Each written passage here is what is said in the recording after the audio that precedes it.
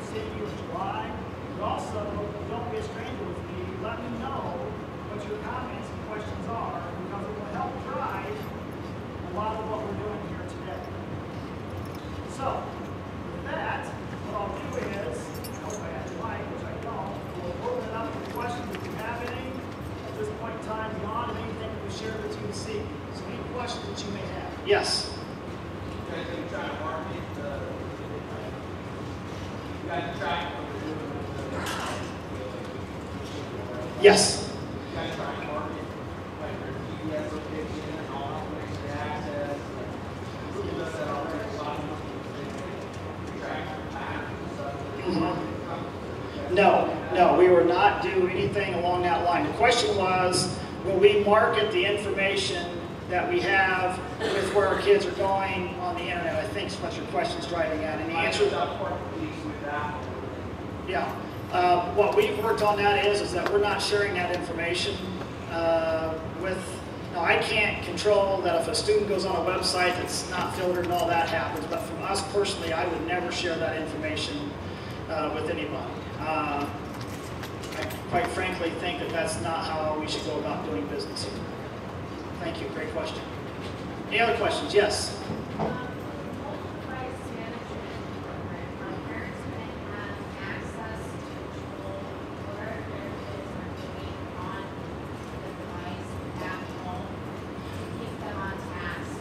Right. Steve, I'm not aware if that's what that does. The question was, does the mobile management device system assist the parent in helping to narrow the focus of where the students are doing at home? Would that be a fair way of saying that? Yes, okay. Yeah. Steve, right here, you said. Yeah, it does have that option. There'll be a parent login also. You can actually monitor where little Billy's going.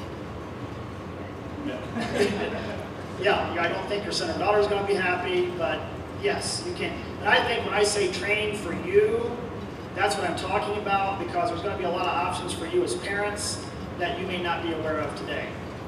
Hey, I saw another hand. Yes? Okay, I've got what kind of software is something on your idea is I know a lot of projects that my daughter has. That's good.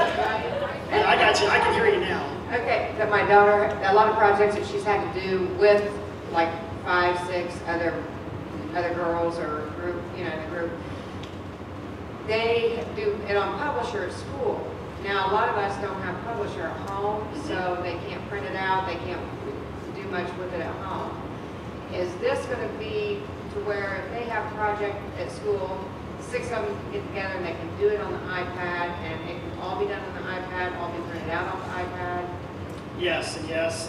And I hope that my intention is that the longer we go, the less paper we're going to use, because instead of printing it out and turning it in and turning the paper in, is what we'll do is we'll just turn the assignment in electronically. And what can happen then is that the training that the teachers are getting is that they can literally grade that, highlight it, make comments on it, and return it back to the students without it ever turning into paper form. Now, I say that, you're going to say there's going to be papers next year, and I'm going to tell you yes. But as the longer we go down the line with this, it's my intent is that this will all be done between students, electronically. Another piece for this, just so you know, and I don't want to get so detailed with this, but a comfort for you as parents is this. I worry about communication going on between adults and children, whether it be teachers or students or whatever else, in a controlled environment. There is going to be a system in place where when these papers exchange hands, comments are made between parents and students, or students and teachers, or whatever the case may be, it's done going through our filtering system. Okay, so it's not going to be done. I don't want parents, or I don't want teachers, to protect teachers, quite frankly, having conversations with kids outside that realm where it's all protected and we're monitoring it, because we're just asking for problems in that point. But so, to get right at your question, my intent is in the next couple of years, hopefully we're greatly reducing the number of papers we're printing off, grading, and turning back to kids, and we're doing a lot more of it electronically. And we can highlight, make comments, grade it, and all those type of things too. Okay? Thank you. Great question. Yes? That's all right. You guys have the capability to save all that stuff, though, in conversations and whatnot. Yeah, when I show you, the system we're going to use is called My Big Campus. It's going to look like Facebook.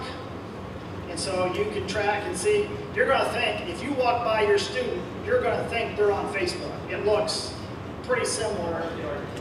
Yeah, you're already using it. So, yes, so you'll know coming back through there, we can track conversations, we can check and see what happens. Honestly, for teachers, it's great too, because it's a way for them, and they don't all know this yet, is that they can grade, and when they grade, it automatically dumps into the grade book.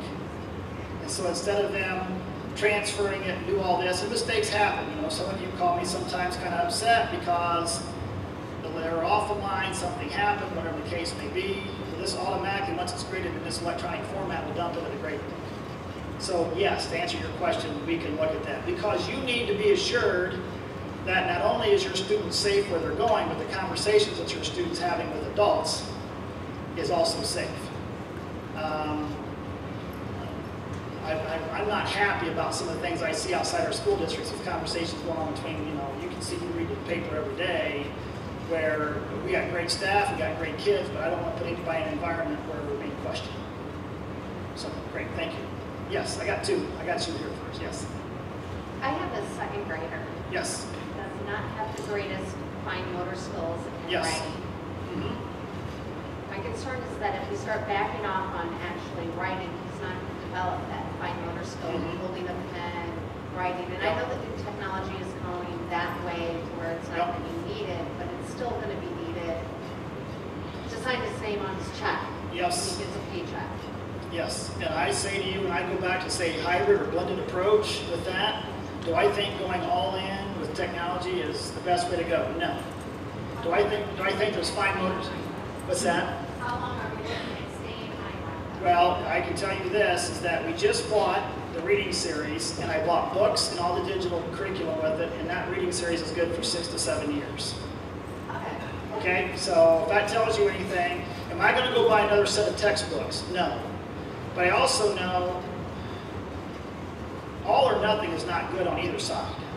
It's got to be, we got to rest someplace here in the middle with this to appreciate what we need to get done with kids, because you're right, with the fine motor skills that we have to take that into account, especially with our younger children along the way. So, yes, great question. I'm sorry, I forgot somebody. Yes?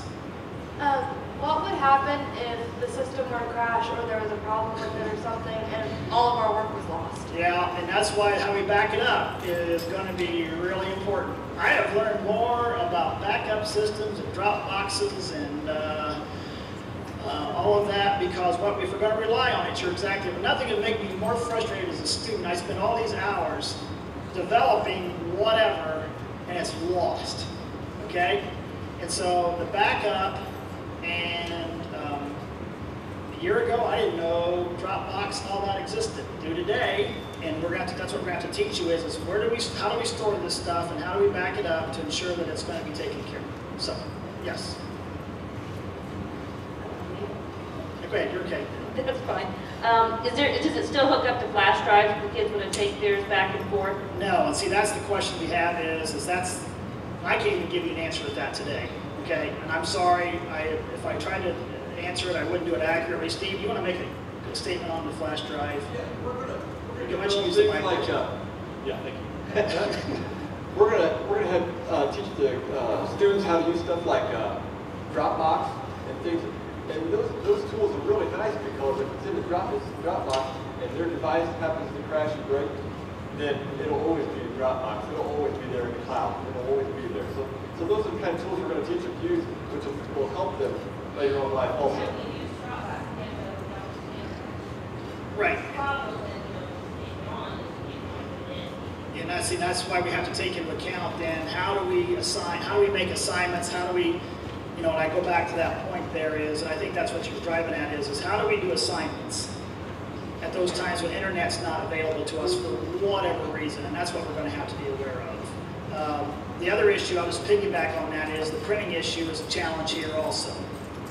And so that's a couple issues that we're going to have to work around along the way.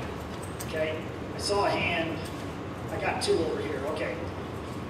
My question is, and I have a student who is a kindergartner this year, so she'll be in first grade next year. Obviously something that's appropriate for junior high, high schooler, where they can navigate and get to. Is there something different for the younger students? That's a huge concern for Yep, me. and it should be, yeah. Yeah. Dee, you want to take that one? Yeah, with my big campus, and it is grade specific. So we can set what a kindergartner, first and second grader can see. We can set it by individual classes, period. What you want your kindergartner to see isn't the kind of research that we want a senior to see. So it was created by educators, people that have gone through the school systems, teachers, principals, superintendents. So My Big Campus, Lightspeed, and the mobile device management that we keep talking about are all products created by the same company. Very focused on education, because that's one of the things that we like so much about this program. It lets us decide who gets what, lets the teacher decide who gets what. I think, and that's why I say if you contact me with your individual questions, because the security systems we're trying to put in place, we're trying to make grade specific along the way too. So, yes. Question kind of goes along with hers. If they keep getting kicked off the sites or whatever and they can't finish their assignment, is the teacher's going to give them leeway to get that done? Oh, we're going to have to. Look, I think that's why we spent a year and a half on infrastructure to completely boost up our. We did not have the infrastructure to move down this path until we got the fiber grant. And I think now, do we have to take into account that we're going to have technical difficulties once in a while? Absolutely. I mean, nothing is perfect with that. But if I have something I assign to a student today, we have technical difficulties or tomorrow, and we couldn't get it today, we're going to have to be sensitive to what we're doing. You know, it doesn't make sense to punish. I'm going to say you punish the student for something that's a technical problem. Thanks, Steve. I've seen other programs that's done this, and their servers weren't up to date. They've had crash problems to begin with. Are we up to date with the servers and all that? Yep. Dee, you and Steve want to take that one? We actually have been working on upgrading servers for several years. At this main complex, we actually have what we call redundant servers with a SANS backup, which basically means, think about 2 towers and then you have this wide open space that everything goes to. They're also called virtual servers that are backed up. They transfer between each other. They're also backed up on the SANS. They're also backed up on the Unitrends. But with My Big Campus, that is actually backed up on servers strategically placed throughout the United States. When you submit to My Big Campus or to a Dropbox, that's actually not here. It's secured with Lightspeed, and they have servers all around the world, so they're mirrored. So the things that are put in there, the chances of losing something that has been copied so many places like that, but it is secured. It is by a student login or a teacher login. This is Dee Stitt. We didn't know she's going to talk, so there's Dee. Dee is our technology director for the district. So, any other questions? Yes. Go ahead. I can hear you. You're in the middle. I can hear you. Right. Yes. Yes. Yes. I have offset. This is a half-hour, really boring accounting class. Let me give it to you this way. We have helped offset some of the cost through another fund in our school district. Okay? So if you notice the $50, you're getting a device at a pretty great price. And what I'm doing is to keep the cost down is that it's all above board. If you want to see my books, I'd be more than happy to share them with you. Is that we are offsetting this cost for the kids and all of you through another account in our school district. That's how that's being done. Yes? The $25 insurance, is it $25 a year or $25 for 4 years? I'm saying it's $25. Dee, I can't see you. Dee, is that $25 a yearly expense or a one-time expense? Yes, that is a yearly expense. And it is optional. But what the $25 will do is if, say the kid drops it and shatters the glass. The glass is $150 to replace. If you do the $25 option, then it's half the cost to you to do that. Otherwise, it would be the whole cost. A lot of school districts are doing some insurance, and it's kind of one of those things that insurance is insurance. They're quite expensive. When we checked various districts, they were a lot of them going to this because it saved parents a lot of money. Because what they're doing is they didn't have enough claims to justify the cost that they were having for the insurance with the piece for that. So, I'm sorry, yes? Is there a sort of deductible for that thing? Like, $25 for 14, is there a $100 deductible, which pay automatically? Not sure I understand your question from the standpoint, but here's what I will answer and tell you is, there's a 1-year warranty on the device for the first year regardless. The 25 there, the deductible is only, there's not a deductible on it. I guess I'm going to just do it straightforward and tell you is it's just split in half the cost with us as a district. So to say there's a deductible. So the $25 device is for the cost? Yeah, split the cost of that, of what's going on. What I've done with, I'll get you, D, I can almost see you back there. So what we've done, studied it with other districts is this. The rate of damage with kids has been incredibly low. I didn't believe it because I thought it was just, well, these 1 or 2 school districts, that's not the norm. Kids are taking care of this stuff. And what kind of case you get is really important. So when I say to you, we got the case, I think we got it figured out, we got, you know, I haven't dropped this one yet. I about dropped it coming over here today, and I told Mr. Ford that would have been really good walking in here and seeing what happened. But we've had staff that's dropped these because it's more than just the case that you normally buy in the store with that, and it has protected it up to this point in time. So, D. I have 2 very young students, and concerned that the cover that you provide will not provide adequate durability. Okay. We allow the person their own arm covers for these. Right. Steve, want to address that here? Yeah. Here, Steve, I'll get you a mic. You're not as boisterous as you thought you were. Yeah, the reason we want to keep all the cases the same is so we can identify when a student comes in that they're using one of our devices, because if they aren't, then they might be sitting in the class and they aren't getting the curriculum they need for that particular teacher. So we wanted to make sure they all look the same. And in fact, D is investigating one that even has the Madison-Grant logo on it. So so there's still a lot of options at that, but believe me, I understand what you're saying, but these are very durable. I understand where you're going with that too. We also did research a lot of them, and the biggest thing that we've been told by anybody in the other districts that are using these, as long as you have a protector around it and it has the cover that goes around the corners, you're good. It's the corners that it lands on. Now, it doesn't matter what cover you have. If it goes up against something really sharp and hard on a flat surface, it doesn't matter what you put on it, it's going to crack. But it's when it drops on the corners that are as long as those are protected, you're safe. We've been working with Apple itself on protective covers. Just hope that helps you.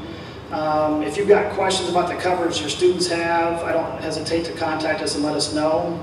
But it's our point of view that we're getting these at a discount rate because we're buying them in bulk, but they're incredibly durable. Once you see them, if you have a question or concern about it, don't hesitate to contact me. But I think that you're going to be very pleased if you can compare what you can go out and buy versus what we're putting on these with the kids. The covers are critical in the protection of the device. I think we all agree. Now it's just getting into, is the one to school providing adequate to meet the needs? I would hope that you would see it was. If you have a problem with it, I would hope that you would contact me with that. So, okay, if you've got additional questions, if you want to come up, do that. We've been here an hour. I appreciate you for your time. And again, the registration information will be coming home and this will be loaded tomorrow. So thank you.